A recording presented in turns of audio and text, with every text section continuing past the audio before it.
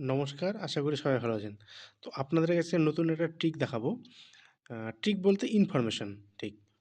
তো বিষয়টা কীরকম হচ্ছে, আমরা যে অ্যান্ড্রয়েড ব্যবহার করি এটা পুরোটাই তো গুগল দিয়ে চলে।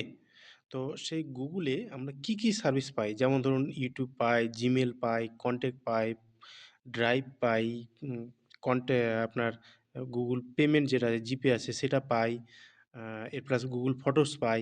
তো এগুলোরই একটা এক জায়গায় আমরা কোথা থেকে পাবো? মানে এই যে টোটাল ডাটাটা মানে গুগলে আপনার গুগল ফটোসে কত ফটো আছে, ড্রাইভে আপনার কতগুলো ফাইল আছে, কন্ট্যাক্টে আপনার কতগুলো নাম্বার আছে, এই টোটাল আমরা এক জায়গায় কোথা থেকে পাবো?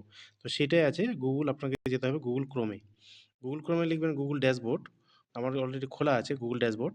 এই যে গুগল ড্যাশবোর্ড খোলা আছে। এই গুগল ড্যাশবোর্ড লিখলেই গুগল ড্যাশবোর্ডে যদি ক্লিক করেন তাহলে আমি দেখতে পাচ্ছেন এখানে যেমন জিমেল। জিমেল আমার ৩৭০০ আছে। ৩৭০০ গুগল প্লে যেটাকে আমরা অ্যাপ ১৯ টা আমার অ্যাপ আছে, ক্যালেন্ডার আছে।